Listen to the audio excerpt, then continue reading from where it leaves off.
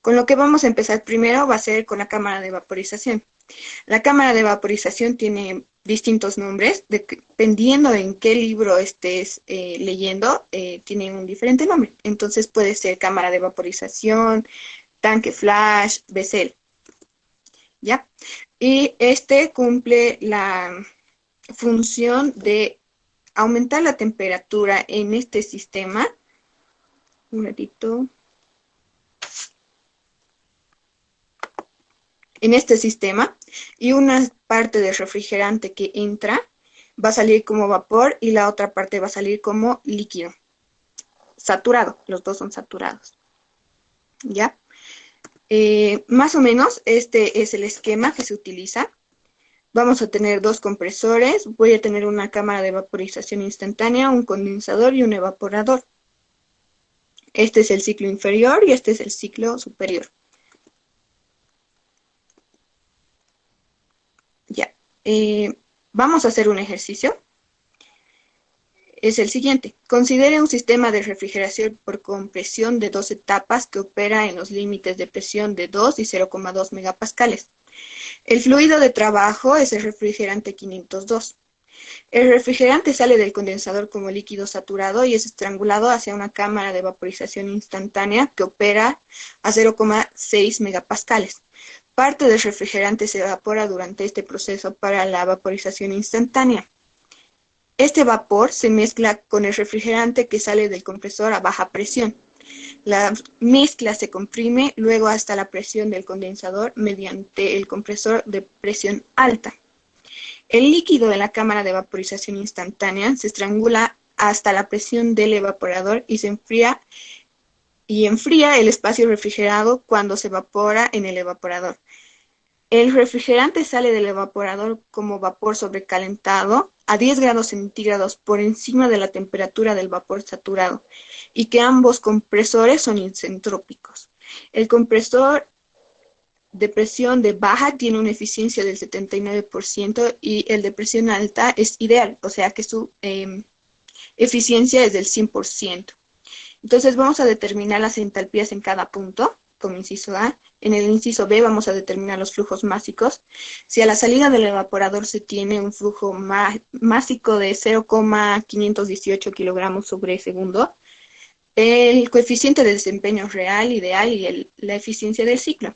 Y vamos a hacer lo mismo si el refrigerador fuera una bomba de calor, ¿ya?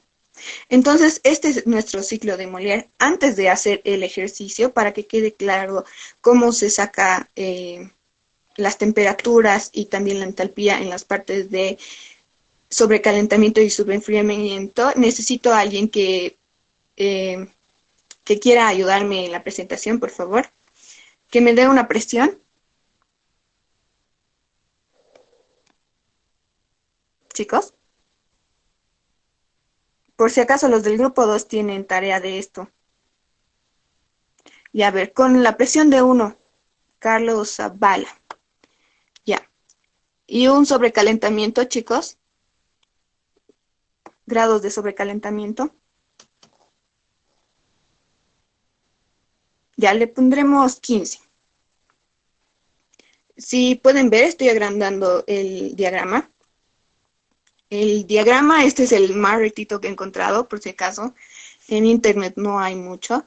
Entonces, más o menos va a estar a 292 grados centígrados, ¿verdad? Ah, no. Primero el sobrecalentamiento, perdón. Esto es subenfriamiento. Aquí. Va a estar más o menos a la temperatura de 292 grados centígrados.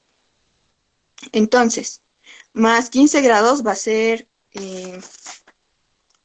292 más 15 sería 307. Esos 307 van a estar como por aquí. Si recordamos un poco, las temperaturas primero son verticales, entran a la campana, son horizontales y salen como, se podría decir como la campana, tiene una forma de la campana, ¿verdad? Entonces 320 va a estar por aquí y más o menos he dicho que es 307. Aquí está 305, va a estar por acá, ¿verdad? Entonces, a la temperatura que tengo aquí en este punto sobre la línea de vapor saturado, a esa temperatura tengo que sumarle los grados centígrados del sobrecalentamiento. Y ese va a ser mi nuevo punto, más o menos por aquí. Ahora, ¿qué pasa si es que voy a tener un subenfriamiento? En la misma presión, por esta zona, a la temperatura que voy a tener, que va a ser de 290, le voy a tener que restar los 15 de hace rato para el subenfriamiento. Entonces sería 290 menos 15, sería 275. Entonces tengo que buscar la línea vertical de la temperatura de 275, que va a ser más o menos por acá, justo ahí.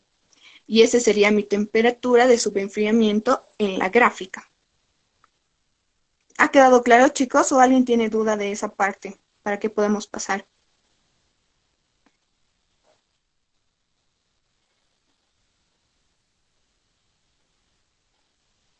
Ya, a ver, de nuevo. La parte, Ibermón, ¿quieres que repita la parte de subenfriamiento o sobrecalentamiento?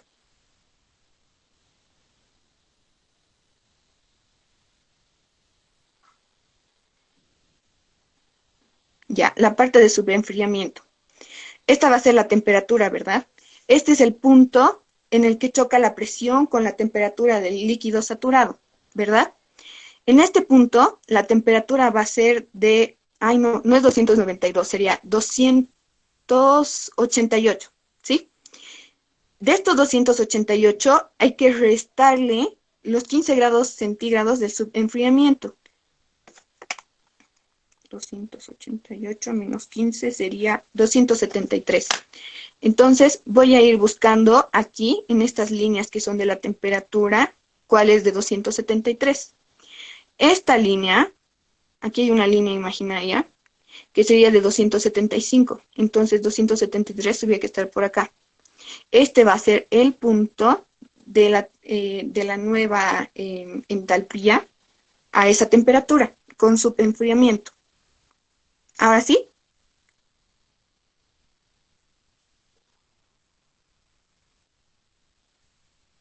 ya, listo.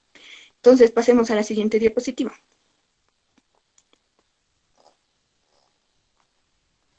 Ya, este es el diagrama de Molière y vamos a empezar con el punto 1. En el punto 1, primero vamos a tomar el punto que está encima de la línea de líquido saturado. Primero vamos a ver cuáles son las presiones. Esta es la presión de baja, esta es la temperatura de la cámara de vaporización, luego viene la presión de alta, que va a ser de 2, ¿ya? Entonces, de este punto nos vamos a ir, que más o menos la temperatura es de 243, nos vamos a ir 10 grados centígrados, que va a ser más o menos por acá, y vamos a trazar la línea. Después, isentrópicamente, nos vamos a ir hasta la presión de la cámara de vaporización, que va a chocar con la presión de la cámara de vaporización. Listo. Isobáricamente nos vamos a ir hasta la línea de el líquido saturado. Ahí está. E isentálpicamente vamos a bajar hasta la presión de baja. Y para cerrar el ciclo, vamos a hacer una línea isobárica que choque hasta la línea del líquido, no, del vapor saturado. Listo. Ahora, no nos ha dado ninguna información de este punto, ¿verdad? Entonces yo le estoy haciendo una línea para dibujar y más o menos que nos demos cuenta cómo va a ser el esquema.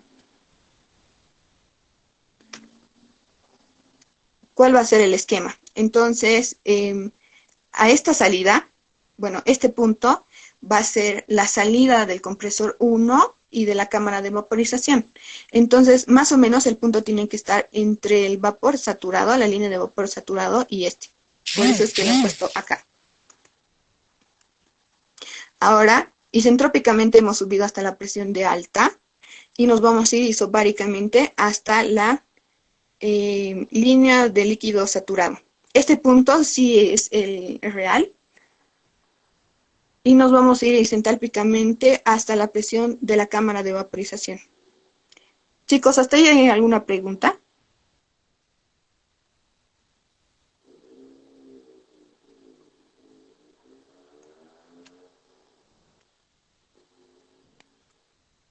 ¿Hay alguna pregunta, chicos? Ya. Esta parte me estaba olvidando decirles que en este punto 2, lo que encontramos en la gráfica va a ser la entalpía 2S, o sea, tenemos que sacar la real con la eficiencia del compresor. Y este punto de acá vamos a sacar con un balance de energía. Y luego con ese balance de energía, ya teniendo ese punto, isentrópicamente con la gráfica vamos a poder encontrar este punto.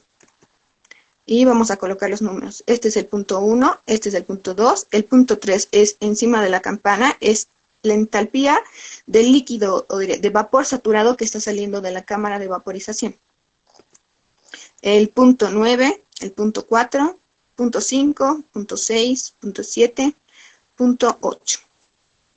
¿Ya?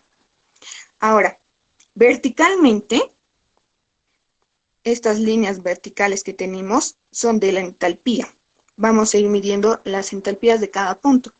Y vamos a empezar con el punto 1. Más o menos, a lo que yo he visto, sería una... Está dividido entre de 10 en 10, chicos. Entonces sería 209 kilojoules por kilogramo. Para la entalpía 2 sería 230, más o menos. Para el punto 3 sería 216. Para el punto 4 sería 255. Para el punto 5 y el punto 6, que serían lo mismo, o sea, aquí tienen la misma entalpía, sería 130.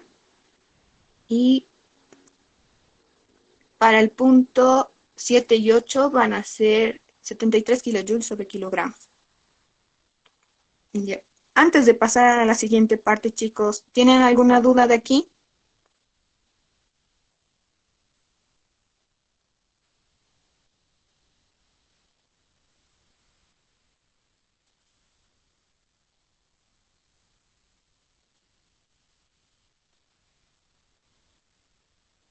Ya, voy a pasar al siguiente. Entonces, como el Inge Denis ya había dicho el lunes, las gráficas son un tanto imprecisas. Esto depende de cada persona que vea las gráficas. O sea, entre persona y persona varía el valor de las entalpías. Entonces he hecho una comparación con las tablas que se tiene del refrigerante 502. Y, por ejemplo, para la entalpía 1, en la gráfica me sale 209, cuando en la tabla sale 210,83. En la entalpía 8, que debería salir, o que ha salido 73, o que yo he visto de esa forma, sale, o bueno, está en la tabla, por tabulación está con 72,87. Entonces, cada refrigerante tiene su tabla de como saturado y como gas sobrecalentado. Ya. Entonces vamos a hacer la parte de... Primero voy a explicar más o menos cómo se mueven los flujos de masa en el sistema. Primero vamos a empezar por la cámara de vaporización instantánea. A la cámara de vaporización instantánea entra la entalpía 6 con un flujo másico, o sea, el flujo másico de 1 y 2. El flujo másico de 1 se mueve en la zona del primer ciclo, va a entrar a la cámara de expansión, va a salir, va a entrar al evaporador, va a salir y va a entrar al compresor 1 y también va a salir. En este nodo, de la cámara de vaporización va a también salir la entalpía 3 con el flujo 2. Y aquí los dos se van a unir y se va a crear un nuevo flujo, que va a ser el flujo 9, y que va a tener la suma de los dos flujos másicos. Estos dos flujos másicos se van a mover por el segundo compresor, por el condensador y por la válvula de expansión. Listo. Entonces, para hacer el balance de masa en el condensador y luego en la cámara de vaporización instantánea, primero tenemos que sacar cuál es el valor real de la entalpía 2. Y me va a salir un valor de 235,59. Ya. Entonces vamos a calcular H9 y H4. El flujo másico a la salida del condensador es de 0,518. Este flujo, o sea, el flujo másico de 1 y el flujo másico 2 es igual a 0,518. Entonces, el balance del nodo, de este nodo, va a ser igual a la entrada, es igual a la salida. Entonces, va a entrar M1 y M2 y va a salir la suma de los dos. Entonces, voy a reemplazar los valores, que va a ser 518, y voy a despejar M1 para poder reemplazar en otra ecuación. Aquí ya no podemos hacer nada. Vamos a hacer un balance de energía en el nodo, en esta parte de acá. Entonces, ¿qué va a entrar? Va a ser la entalpía 2 por el flujo másico 1 más la entalpía 3 por el flujo másico 2. Y va a salir la entalpía 9 por la suma de los dos flujos másicos. Así. No vamos a avanzar más en este balance, ya que la entalpía 9 y los dos flujos másicos no los tenemos. Tenemos tres incógnitas y es imposible de resolver. Entonces, nos vamos a pasar al balance de energía de la cámara de vaporización instantánea. Entonces, ¿qué entra a la cámara de vaporización? Va a entrar la entalpía 6 por la suma de los flujos másicos y va a salir la entalpía 7 por el flujo másico 1. Y por otro lado, va a salir la entalpía 3 por el flujo másico 2. Vamos a tener esta ecuación. Y voy a ir reemplazando los valores que ya tenemos. Tenemos H7, tenemos H6 y la suma de los flujos másicos. Entonces, aquí nos va a servir para el flujo másico 1, que ya tenemos aquí reemplazado, o bueno, despejado. De acá lo vamos a copiar y de aquí vamos a sacar, ya que solo tenemos M2, ¿cuál es el valor de M2? Que me sale 0,206. Entonces, de estos 0,518 voy a restar estos 0,206 y voy a tener el valor de M1 que va a ser 0,312. Esta parte no, chicos, me he equivocado, se pegó. Ya, el balance de energía que habíamos dejado en esta parte que teníamos tres incógnitas, ahora solo tenemos una porque ya hemos encontrado el flujo másico 1 y el flujo másico 2. Mi entalpía 9 me sale 227,79. Entonces, me voy a ir a la parte de la gráfica y con este valor voy a poder encontrar gráficamente la entalpía 4.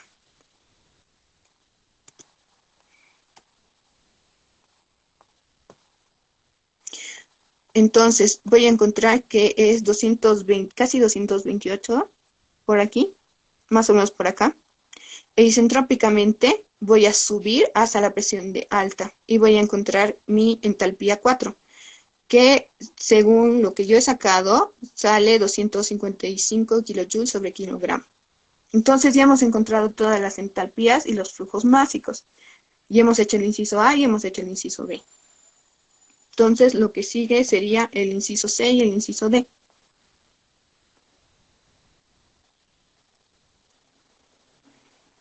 He copiado todas las entalpías.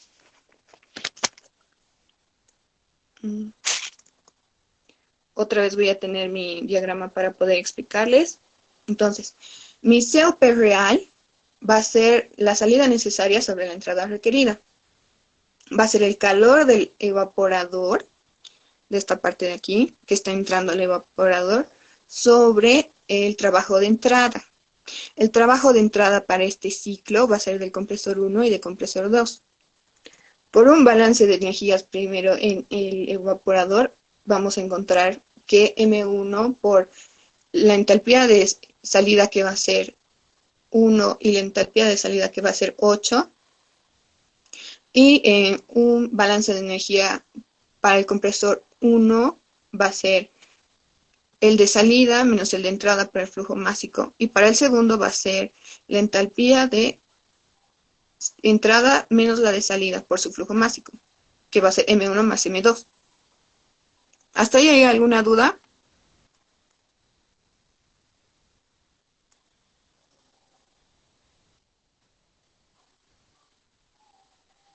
Chicos, ¿hay alguna duda hasta acá?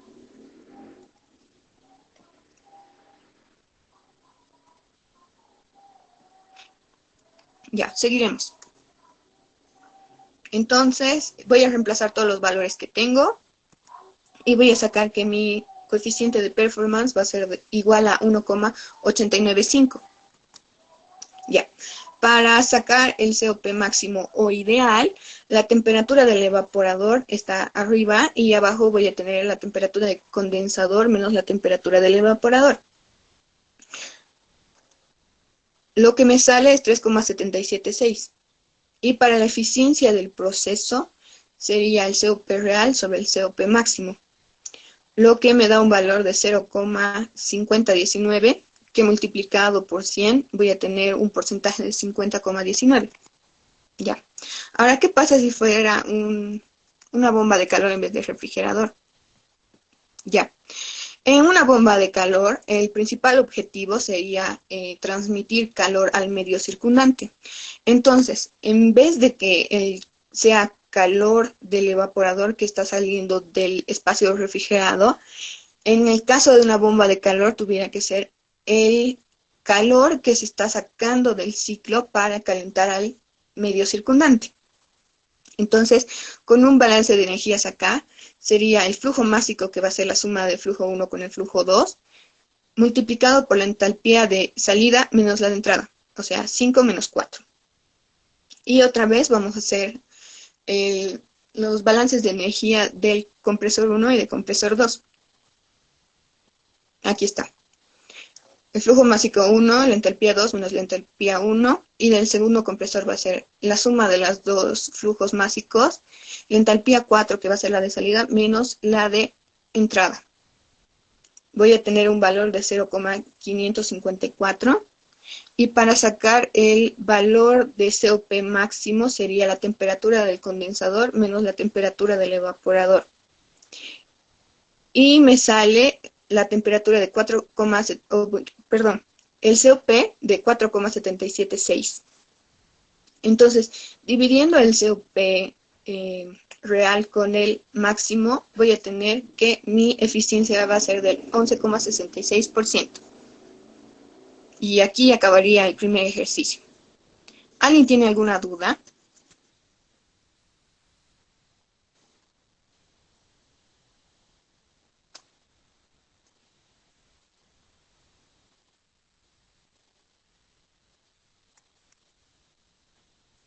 Ok, nadie responde, así que supongo que no tiene alguna duda ahí. Ya, vamos a seguir con la parte de ciclo en cascada. El ciclo de cascada tiene un intercambiador de calor. Este intercambiador de calor hace de que el ciclo superior con el inferior estén unidos. Y su principal función es intercambiar el calor que está saliendo por el condensador para que el evaporador del ciclo superior lo utilice para su funcionamiento. Este ciclo es mucho más eficiente que el anterior, ya que no se desperdicia la energía hacia el medio, sino de que se utiliza para el funcionamiento del segundo ciclo. Existe una disminución en el trabajo del compresor y también aumenta la capacidad de refrigeración, ya que el calor que tiene que sacar del espacio refrigerado es para el funcionamiento de dos ciclos, no de uno. ¿Se podría poner puntero? Sí, un ratito, perdón. Listo. Ya, entonces aquí está el intercambiador de calor. Otra vez voy a explicar esta parte. El calor del condensador que sale va a entrar hacia el evaporador para poder calentar y que funcione el segundo ciclo, ¿ya? Entonces, va a ser más eficiente porque el calor que tiene que sacar del espacio refrigerado, que sería esta parte, tiene que sacar el calor para los dos ciclos, para el funcionamiento de este ciclo como de este ciclo. Entonces es mucho más eficiente. Como se puede ver en esta gráfica, hay un incremento en la capacidad de refrigeración y también hay una disminución en el trabajo del compresor, a diferencia del otro ciclo que era con cámara de vaporización. Ya, tenemos un ejercicio igual para este. Considera un sistema de refrigeración en cascada de 2 etapas que opera entre los límites de presión de 2 y 0,8 megapascales, con refrigerante 502 como fluido de trabajo. El rechazo de calor del ciclo inferior al superior tiene lugar en un intercambiador de calor adiabático a contracorriente, en donde las presiones de los ciclos superior e inferior son de 0,6 y 0,8 respectivamente.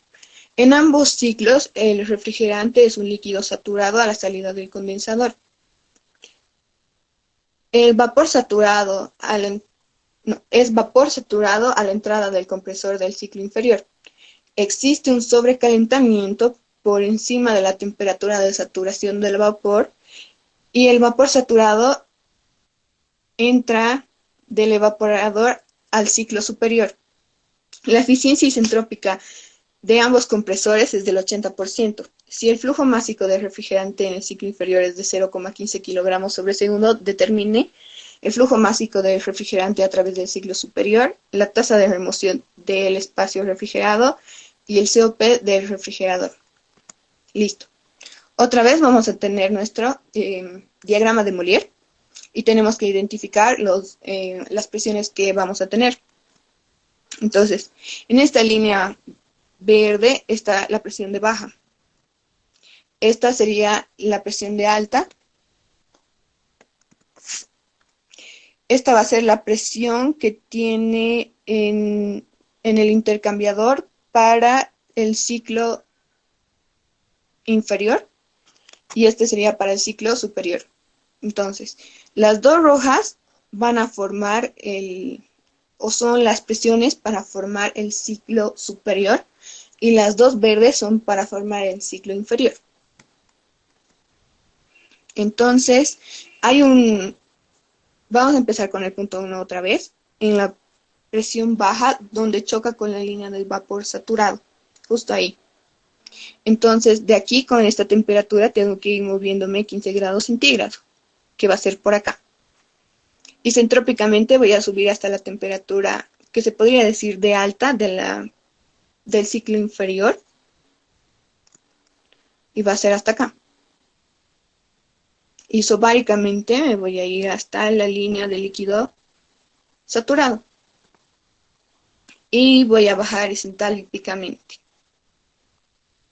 Y ya tengo mi primer ciclo. Ahora vamos a trabajar con el segundo ciclo.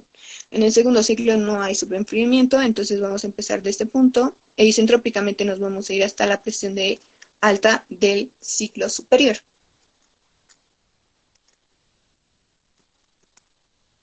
Listo.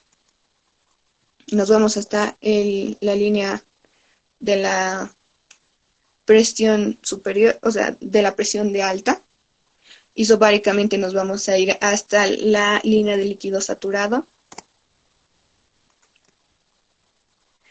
E isentálpicamente vamos a bajar hasta la presión de baja del ciclo superior.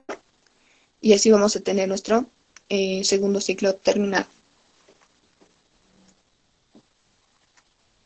Este es el punto 5, 6, 7 y 8. Entonces ya estamos listos para poder ver cuáles son los valores de las entalpías de los dos ciclos. Entonces, para el primer punto, la entalpía va a ser más o menos de 209. Para la entalpía 2, 253. Para la entalpía 3 y 4 voy a tener un valor de 80.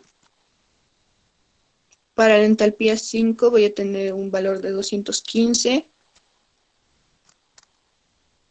Para la entalpía 6 voy a tener un valor de 245 más o menos. Y para la entalpía 7 y 8 voy a tener un valor de 228, casi 30. Ya.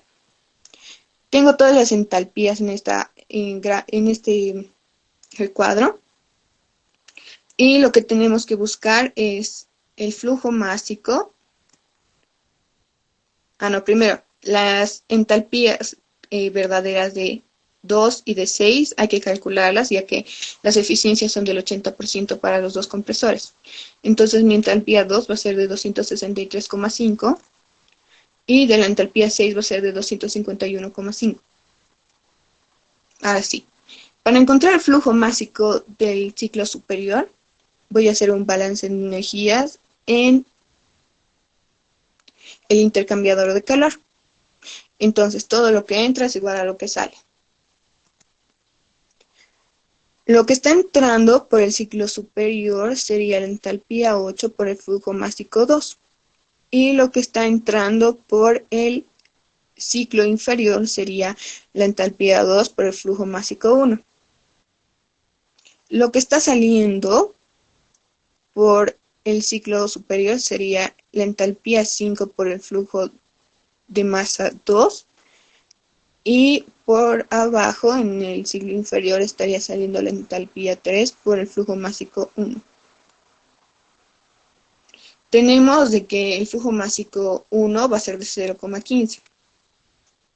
Entonces, todo lo que ya les había dicho, lo que sale es igual a lo que entra. Vamos a reemplazar los valores que tenemos y tenemos como incógnita M2. Y M2 sale 0,35. La tasa de remoción de calor. Vamos a hacer un balance de energía en el condensador. En esta parte, en el evaporador, no en el condensador. Acá. Entonces va a ser el flujo másico 1 por la entalpía de salida menos la de entrada.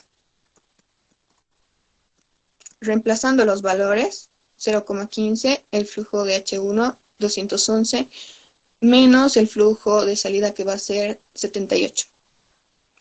El calor, la tasa de remoción de calor va a ser esta, que va a ser 19,95 kilowatts. Y por último, el coeficiente de performance, que va a ser igual al calor del evaporador sobre el trabajo de entrada del compresor, de los compresores, no del compresor. Entonces, este es el balance de energía del evaporador, este es el balance de energía del primer compresor y este es del segundo compresor. Vamos a reemplazar los valores y vamos a obtener este valor, que es 1,036. Y ese sería el coeficiente de performance del ciclo. Con eso ya habría acabado, Inge. Si alguien tiene alguna duda. Jóvenes, si tienen alguna consulta, hágansela con nuestra ayudante Daniela. De todas maneras, esta presentación está grabada. Entonces, lo que voy a hacer ahora es detener la grabación. Pasaríamos a la otra exposición.